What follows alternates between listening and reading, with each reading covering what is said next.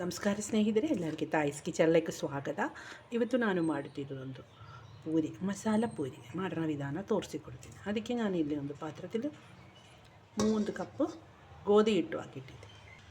3 ಕಪ್ಪು ಗೋಧಿ ಹಿಟ್ಟು ಹಾಕಿಟ್ಟಿದ್ದೀವಿ. ರುಚಿಗೆ ತಕ್ಕಷ್ಟು ಉಪ್ಪು ಹಾಕೋಣ, ಸ್ವಲ್ಪ ಜೀರಿಗೆ ಹಾಕೋಣ, ಸ್ವಲ್ಪ ಕಸೂರಿ ಮೆಥಿ, ಸ್ವಲ್ಪ ಒಂದೂವರೆ ಟೀ ಸ್ಪೂನ್ ಚಿಲ್ಲಿ ಫ್ಲೇಕ್ಸ್, ಅದು 3/4 ಕಪ್ ಮೊಸರು, 2 ಟೀ ಸ್ಪೂನು ರವೆ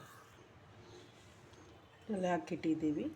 ಒಂದು 2 ಟೀ ಸ್ಪೂನ್ ನೀರಲ್ಲಿ ಒಂದು ಅರ್ಧ ಟೀ ಸ್ಪೂನು ಜಾಸ್ತಿ ಇಲ್ಲ, ಸ್ವಲ್ಪ ಕಡಿಮೆ ಅರಿಶಿನ ಪೌಡ್ರ್ ನೀರಲ್ಲೊಮ್ಮೆ ಕಲಿಸ್ಬೇಕು.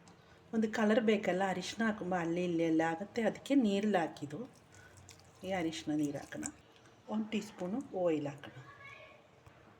ಇದೆಲ್ಲ ಕೈ ಹಾಕಿ ಚೆನ್ನಾಗಿ ಒಂದು ಮಿಕ್ಸ್ ಹಾಕೋಣ. ಎಲ್ಲ ಚೆನ್ನಾಗಿ ಒಂದು ಈ ರೀತಿಯಲ್ಲಿ ಮಿಕ್ಸ್ ಹಾಕಿಟ್ಟಿದ್ದೀವಿ. ಸ್ವಲ್ಪ ನೀರು ಹಾಕಿ ಚಪಾತಿ ಹಿಟ್ಟು ಥರನೇ ರೆಡಿ ಹಾಕಬೇಕು. ಹಿಟ್ಟು ರೆಡಿಯಾಗಿದ್ದು ಒಂದು ಅರ್ಧ ಗಂಟೆ ಇದೊಂದು ರೆಸ್ಟ್ ಮಾಡಬೇಕು, ಲಿಡ್ ಹಾಕಿಡಬೇಕು. ಈಗ ಹಿಟ್ಟು ಎಲ್ಲ ರೆಡಿಯಾಗಿದೆ. ಈ ರೀತಿಯಲ್ಲಿ ಉಂಡೆ ಹಾಕಿಡಬೇಕು. ಈ ರೀತಿಯಲ್ಲಿ ರೆಡಿ ಹಾಕಬೇಕು. ಈ ರೀತಿಯಲ್ಲಿ ರೆಡಿ ಹಾಕಿಡಬೇಕು. ಆಯಿಲ್ ಬಿಸಿ ಆಗಿದ್ದು ಉರಿ ಹಾಕೋಣ.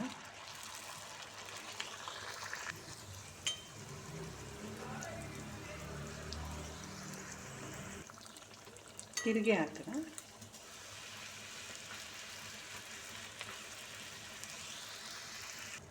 ಈಗ ನಮ್ಮದೊಂದು ಪೂರಿ ರೆಡಿಯಾಗಿದ್ದು ಈ ರೀತಿಲೆಲ್ಲ ರೆಡಿ ಹಾಕೋಣ. ಈಗ ನಮ್ಮದು ಪೂರಿ ಮಸಾಲ ಪೂರಿ ರೆಡಿ ಆಗಿದೆ ನೋಡಿರಿ. ಒಳ್ಳೆ ಟೇಸ್ಟ್ ಆಗಿರುತ್ತೆ ಈ ರೀತಿಲಿ ಪೂರಿ ಮಾಡೋದು. ನೀವೆಲ್ಲರೂ ಈ ರೀತಿಲಿ ಒಂದು ಟ್ರೈ ಮಾಡಬೇಕು. ನಿಮ್ಗೆ ಈ ಪೂರಿ ರೆಸಿಪಿ ಇಷ್ಟ ಹಂಗೆ ಎಲ್ಲರೂ ಒಂದು ಸಬ್ಸ್ಕ್ರೈಬ್, ಲೈಕ್, ಶೇರ್ ಮಾಡಿರಿ.